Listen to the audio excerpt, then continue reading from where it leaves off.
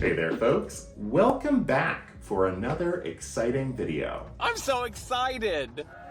Today, what's going on with the market? What are we doing? Oh, geez Louise, not We again. do this again. Again. Today, other than pink shirts, On Wednesdays, we wear pink. why don't we talk a little bit about how to sell your home in a changing market? We're obviously not in 2021 or 2022 anymore, or the first part of 2022, where you could honestly just put your home on the market in most cases and guarantee that you're going to get at least one offer, if not multiples. Wait a minute. But before we do that, as always, if you love real estate, I do. you live in the Pacific Northwest, I do. and maybe you just want to know how to sell your gosh darn home now that it's not a crazy market. I do. All right, let's take a minute and just give a quick background context on where the market is at and follow it up with some of the strategies on how we are getting homes sold today. I'm taking notes. 2022, we had interest rates down in like the 2 to 3% margin. It's pretty crazy, you know? People were honestly just buying homes because they wanted to buy a home and keep a low interest rate, and they were willing to do whatever it took to get there. Whether that meant not doing inspections or paying $100,000 or more over the asking price, or remember, in some cases, people were like, I will give you a lifetime supply of pizza at my pizza place. Like, it was bedlam. That's just bad business. Come 2022, in around June, July, market kind of did a bit of a total stop. We had interest rates jump up to the 6s and 7s, and there was a lot of speculation around the market shifting towards a bad situation. Sky is falling, not really. Calm down. Got through that rough 6 months for the market up until about February. Yeah. Market optics started to shift. A lot more people were getting back into the market, seeing interest rates come down a bit. And more or less, they have stayed level around that 6% marker. The economy. As we're recording this, it sounds like there's some agreement on the debt ceiling, so we're expecting to see some rate drop in the next week or two, which is definitely going to help. Yeah, 6 months, and then interest rates kind of stabilize themselves. They're still up and down, but there is an overall consensus that the market is coming back to a more normal place. It's going to probably not be what we saw before as far as the 2s and 3s, but in eventualities, we're going to be seeing a leveling of things.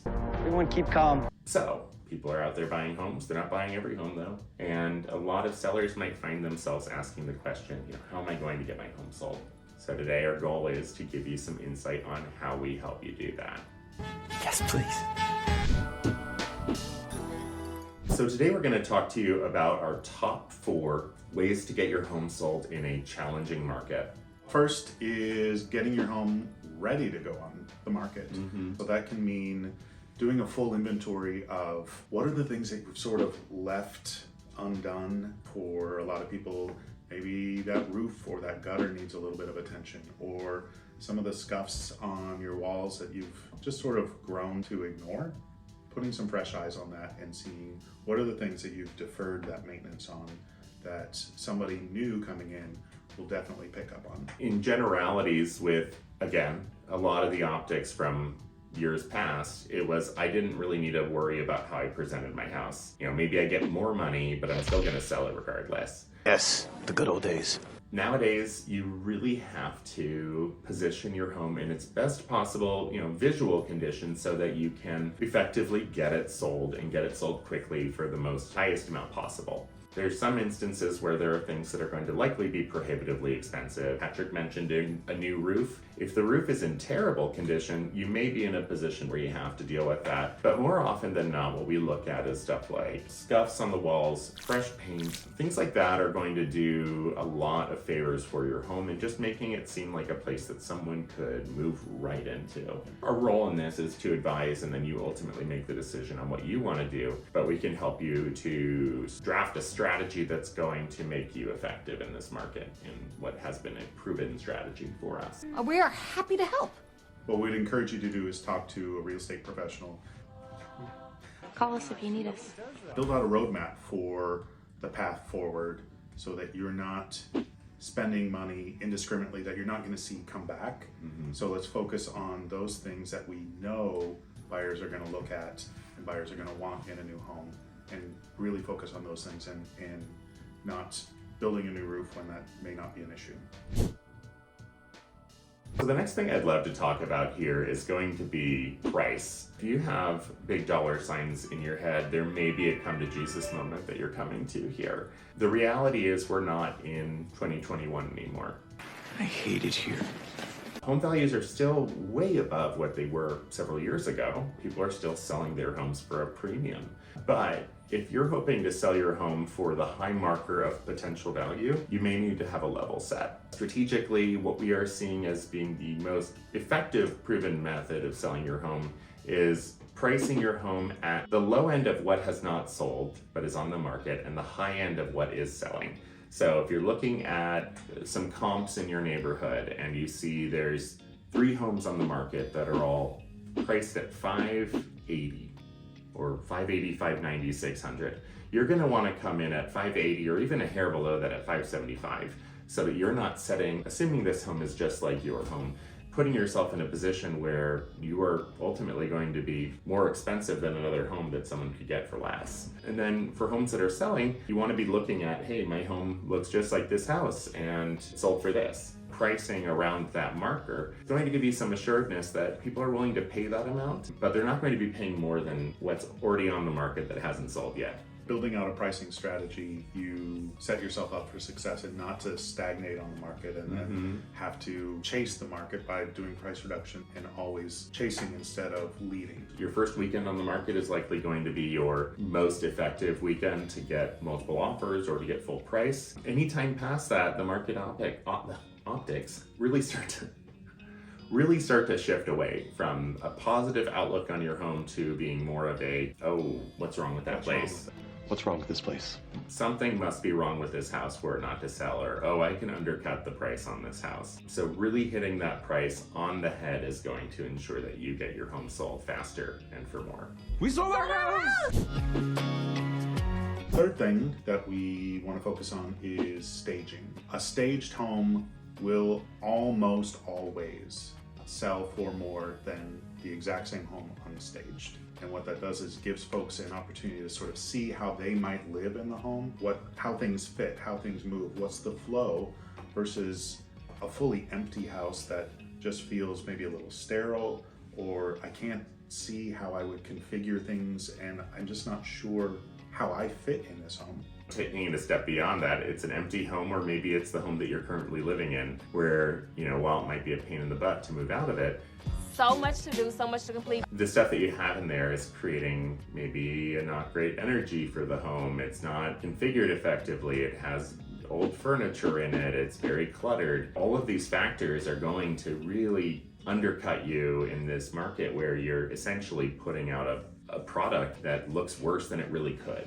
In a vacant home, people are seeing just bare walls. Spaces, oddly enough, when they're empty, will feel smaller. In a lot of cases, hard to perceive themselves in the home because there's just not a whole lot of context for where things would go. Probably most importantly here, people are going to be looking around and looking for things that are wrong with the home. When you have staging in a house, it's going to create more of a, I'm not going to look at the scratch on the floor, I'm going to look at the beautiful furniture that's in here. Yeah, so it's a little bit of a distraction, and also here's how we live. Selling a dream. Yeah. Really selling the dream to someone. Was selling us our dream house. I don't know how many times we've been hosting open houses at our listings and people said, does the furniture come with it? Because it looks great. Yeah, staging is going to be crucial. Ready to go stage that house?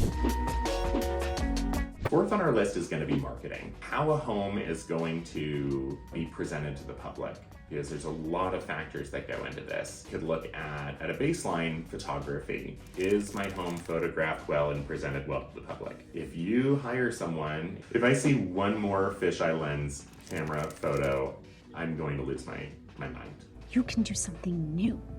There are listings out there that are just iPhone pictures. Yeah, vertical shots. Oh. No, I mean dimly lit rooms, people leaving a bunch of trash on the floor. Is disgusting. These photos don't help you. No one wants to go see this house. People think you live in a den of trash. Can you please clean that up? if your home is photographed well, even if it looks better in photos than it does when someone gets there, it's getting another person through the door. And ultimately, this is a game of numbers. So the more people we can get through the door, the more likely it is that we're going to identify a buyer from that. If people are immediately turning their nose up and walking away, all the things we've mentioned today are going to play factors in that. Boosting visibility. So for us, what we do for our clients is we do open houses, of course, which are going to play a factor in getting people to come by and walk through, or maybe a client wants to see the home but their agent isn't available that weekend. We'll do a virtual tour. We have a pretty robust social media following, if you didn't know that already. Thank you. Thank you so much for being part of that. So, we'll do video tours, live video tours of our listings so that people can get a better context for what they're getting into. Or maybe they have a friend who's looking. We do postcard mailers to people in the neighborhood, letting them know their friends could be moving here. There's so many little things that you can bring to the table that are going to just individually, they're not massive, but the collective sum of it is going to get you, again, the most possible offers by having the most possible parties through the home, and therefore the highest possible price and getting it sold as quickly as possible. I mean, you've done all this hard work, you've done the prep, which can sometimes be multiple weeks, maybe even months. Yeah. You've had the tough conversation around pricing, you've figured out staging, whether that's with a professional stager or decluttering your own home if you're still living there. You've got to have a multi-pronged approach for marketing to really get as many eyes on it as possible. Take notes, Jonah.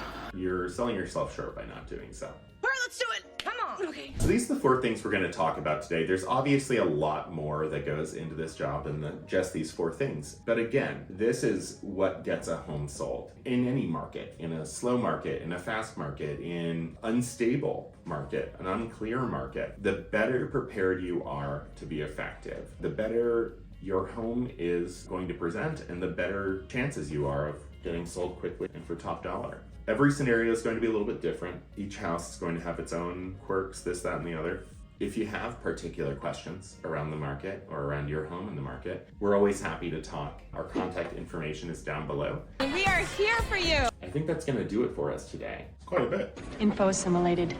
But we want to hear from you. What questions do you have about our current real estate market?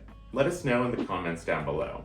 And as always, if you like what you saw here today, be sure to hit that like and subscribe button for more great content just like this. Okay, we're gonna take off here. Have a great rest of your day. Bye. Bye.